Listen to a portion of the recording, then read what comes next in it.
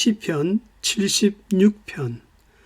하나님이 알린 바 되셨으며 그 이름은 크시도다. 하나님은 오래 참으시며 인간 역사에 늘 관여를 하고 계십니다. 하지만 인간은 하나님이 참고 기다린다는 사실을 알지 못하고 자신의 삶을 살아갑니다. 그러다가 큰 재앙을 만나면은 하나님이 진노하셨다, 심판하셨다라고 말을 합니다. 구약 때에 노아가 120년 동안 방주를 만들면서 전도를 하였지만은 8명의 식구 외에 아무도 방주에 들어오지 않고 홍수를 당하였을 때에, 그리고 오래전 로마 시대 당시 폼페이라는 향락의 도시가 소돔과 고모라와 같이 멸망을 받았을 때, 그리고 미국에서 수년 전 아름다운 향락의 도시 샌프란시스코에서 큰 지진으로 많은 사람들이 비참한 죽음을 당하였을 때, 어느 정도 종교심이 있는 자들은 그때 모두 다 하나님이 심판하셨다고 말하였습니다. 하나님은 자연을 통해서, 역사적 사건을 통해서, 때때로 기적을 통해서 늘 자신이 존재하고 계심을 나타내십니다. 본 시편은 자기 백성을 보호하기 위해서 하나님이 악인의 강포함에 분노하시며 공의로운 심판으로 의인을 돌보시는 그 사랑이 묘사되어 있습니다.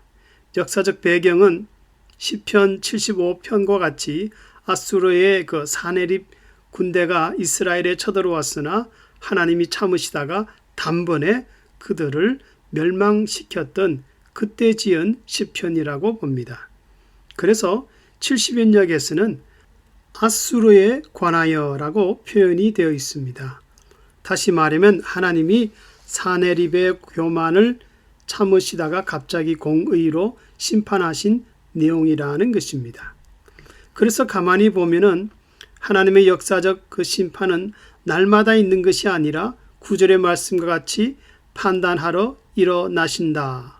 없는 듯이 계시다가 가끔, 그리고 분명하게 영혼의 전율을 느낄 정도로 강하게 자신을 나타내신다고 말씀합니다. 그러므로 성도들은 하나님의 심판의 성격이 이러한 줄 알고 지금은 어떤 어려움이나 불편함을 당할지라도 참고 성도의 본분을 다하는, 하나님이 간섭하시는 한 날을 내다볼 줄 아는 믿음을 가져야 할 것입니다.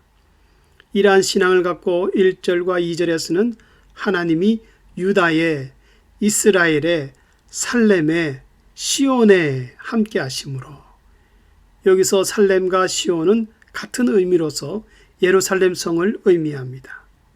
그러므로 이스라엘 백성들이 비록 수많은 적군에게 포위되어 항복하는 것만 남았었지만은, 그러나 본 시편의 역사적 배경에서 보여주듯이 하나님이 함께 하시고 간섭하는 날이 있었으므로 성도들이 마침내 기적적인 승리를 체험하였다는 것입니다.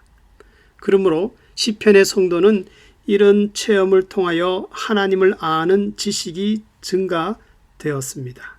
살아계신 하나님이 어떤 존재인지 더욱 분명히 알게 되었다고 말씀합니다. 그래서 7절에서는 히브리 문장으로 하나님이 강조되었는데, 이것을 쉽게 해석을 한다면은 오 하나님, 하나님만이 유일하게 두려움의 대상이요, 하나님이 진노하실 때에 누가 그 앞에 서겠습니까? 라고 말씀하고 있습니다. 이런 하나님의 섭리를 볼 때 구원받은 성도들에게는 공통된 특징이 있습니다. 그것은 하나님의 알게 하시는 그 계시가 있고 1절, 함께 하심이 있고 2절, 그리고 그 역사를 체험하는 삶이 있다는 것입니다. 3절, 그리고 성도들이 악한 자들로부터 무슨 환경을 만났든지 하나님은 항상 요구하는 것이 있는데, 이것이 하나님의 마음인데, 그것은 성도들은 구원을 주시는 하나님을 변함없이 의지하며 말씀에 순종하는 삶이 먼저 진행되어야 한다는 것입니다. 그래야 하나님은 성도들을 돕기 위해서 일을 행하십니다. 그러므로 하나님의 입장에서는 악한 자들과 싸우는 것은 부차적인 것이고 성도들의 신앙을 경고케 하는 것이 항상 우선이었습니다. 또한 이것은 빨리 악인을 제거해 달라는 성도들의 입장과는 다른 모습인 것입니다. 히스기야 왕 때에는 이미 이스라엘 북쪽의 10지파가 하나님께 대한 신앙을 저버리고 주전 721년에 망하였고 오직 남쪽 유다만 남았습니다. 그러나 하나님은 다윗과의 약속을 기억하여 유다 지역을 신앙의 거루터기로 보호하셨습니다. 그래서 비록 아수르 사네립의 침략으로 두려움과 긴장으로 땅이 고요하였지만은 살렘의 땅이, 여기서 살렘은 예루살렘의 옛 이름인데 이 땅이 온전한 평화의 도시가 되게 역사하셨다고 말씀합니다. 이를 위해서 4절에서 10절까지는 하나님이 어떻게 악인들의 그 행위에 분노하시는지를 말씀하고 어떻게 공의로 자기 백성들을 돌보시는지를 말씀하고 있습니다. 다시 말하면 악인들은 약탈과 포악으로 위세당당하였으나 하나님은 이방 나라와 왕을 꺾으시며 자기 잠을 자게 하고, 즉 죽음을 시적으로 표현한 말인데 죽게 하고 병거와 말이 깊은 잠이 들며 아수르 군대를 하룻밤 사이에 진멸하심을 말씀합니다.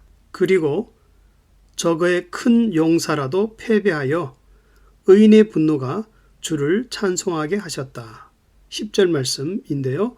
악인에 대한 하나님의 심판을 보고 의인들이 주를 찬송한다는 말입니다. 그러므로 시편의 성도는 이런 하나님의 구원을 잊지 않고 오직 하나님의 은혜임을 알아서 감사하라고 결론을 맺습니다. 즉 환난 때에 소원한 것이 있으면 그 약속을 행하고 하나님을 섬기지 않는 이방인일지라도 하나님께 예물을 드리라, 창조주 하나님을 경외하고 섬기라고 11절과 12절에서 말씀합니다. 하지만 신약시대를 사는 성도들은 이것이 단지 이스라엘의 역사뿐만 아니라 앞으로 이 세상에 있을 하나님의 심판 때에 임할 사건임을 미리 내다보고 비록 지금 신앙의 어려움과 환난 중에 있을지라도 믿음의 찬송이 꼭 있어야 할 것입니다. 그러면 예레미야 31장 12절에서는 그 심령은 물된 동산 같겠고 다시는 근심이 없으리라 이렇게 약속하며 말씀합니다. 성도님들 가운데 때때로 하나님이 나의 인생에 아무런 간섭을 하지 않는다고 생각하시는 분이 있습니까? 하나님이 알린 바 되셨으며 그 이름은 크시도다. 하나님은 자신의 존재를 늘 성도들에게 알리십니다. 그래서 나의 인생에 무관하지 않고 하나님은 늘 간섭하십니다. 이러한 하나님의 행동이 성도들에게는 구원과 축복이요 악인들에게는 두려움과 심판이 되는 것입니다. 크신 주의 이름을 깨닫고 체험하는 이 은혜가 깊어질 수 있기를 주의 이름으로 축원합니다.